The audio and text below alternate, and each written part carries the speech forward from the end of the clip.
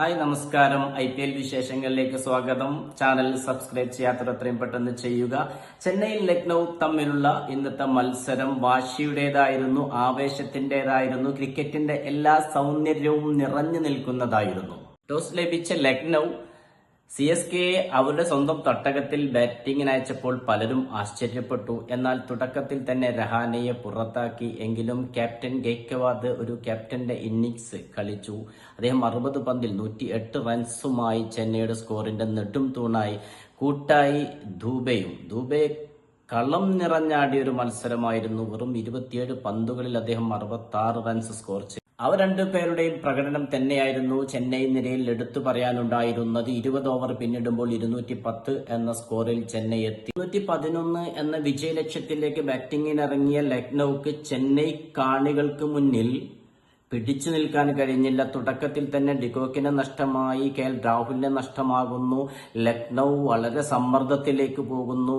മറികടക്കേണ്ടത് വലിയൊരു റൺസ് മല തന്നെയാണ്. രാഹുൽ ഔട്ടായതിന് ശേഷം സ്റ്റോണിസിന് കൂട്ടായി പടിക്കലെത്തുന്നു. പക്ഷെ പടിക്കലിന് വീണ്ടും നിരാശപ്പെടുത്തുന്ന പ്രകടനമാണ് കാഴ്ചവെക്കാൻ കഴിഞ്ഞത്. അദ്ദേഹം ഇതുവരെ ഒരു ഫോമിലേക്ക് എത്തിയിട്ടില്ല. സ്റ്റോണിസ് എന്നാൽ എല്ലാവരെയും അമ്പരിപ്പിച്ചുകൊണ്ട് മികച്ച സ്കോറിംഗ് ലക്നൌക്ക് വേണ്ടി നടത്തിക്കൊണ്ടിരിക്കുന്നു. ഗെയ്ക്വാദിന് ശക്തമായൊരു മറുപടി തന്നെ, ചെന്നൈക്ക് ശക്തമായൊരു മറുപടി തന്നെ സ്റ്റോണിസ് ബാറ്റ് കൊണ്ട് കൊടുത്തുകൊണ്ടേയിരുന്നു. പടിക്കൽ ഔട്ടായതിന് ശേഷം നിക്കോളാസ് പൂരൻ ക്രീസിലെത്തുന്നു.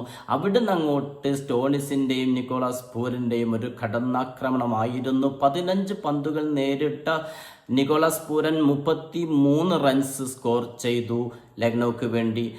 നിക്കോളാസ് പൂരൻ ഔട്ടായതിന് ശേഷം എത്തിയത് ഹൂഡയായിരുന്നു. ഹൂഡയും മികച്ച പിന്തുണയാണ് സ്റ്റോണിസിന് നൽകിയത്. അവസാനം 2 ഓവറിൽ വേണ്ടിയിരുന്നത് 32 റൺസായിരുന്നു. എറിയാനെത്തുന്നത് പതിരാനയാണ്. ചെന്നൈയുടെ മികച്ച ബൗളറാണ്. പക്ഷേ അവിടെയും കാര്യമുണ്ടായില്ല. ആ ഓവറിൽ പിറന്നത് 15 റൺസ്. പിന്നെ അവസാന ഓവറിൽ വേണ്ടത് 17. എറിയാനെത്തുന്നത് മുസ്തഫിസുർ റഹ്മാൻ, മികച്ച ബൗളർ എന്ന് തന്നെ പറയേണ്ടിയിരിക്കും. മുസ്തഫിസുർ റഹ്മാൻ പന്തെറിയാനെത്തുമ്പോൾ ചെന്നൈ ആരാധകർ ഗാലറിയിൽ ഇളകി മറിയുകയാണ്. ഞങ്ങളുടെ മികച്ച ബൗളറാണ് വരുന്നത്.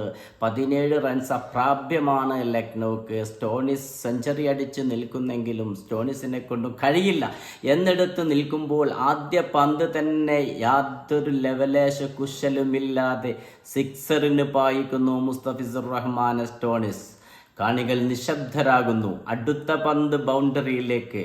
മൂന്നാമത്തെ പന്തും 4 അടിക്കുന്നു. അത് വെറും 4 മാത്രമായിരുന്നില്ല. അമ്പയർ നോ ബോൾ സിഗ്നൽ നൽകുന്നു. പിന്നെ വേണ്ടത് 4 പന്തിൽ 2 റൺസ്, അതും 4 അടിക്കുന്നു.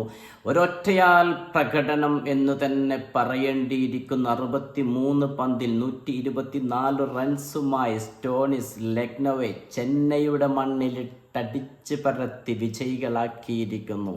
ഒരേ ഒരു സ്റ്റോണിസ്.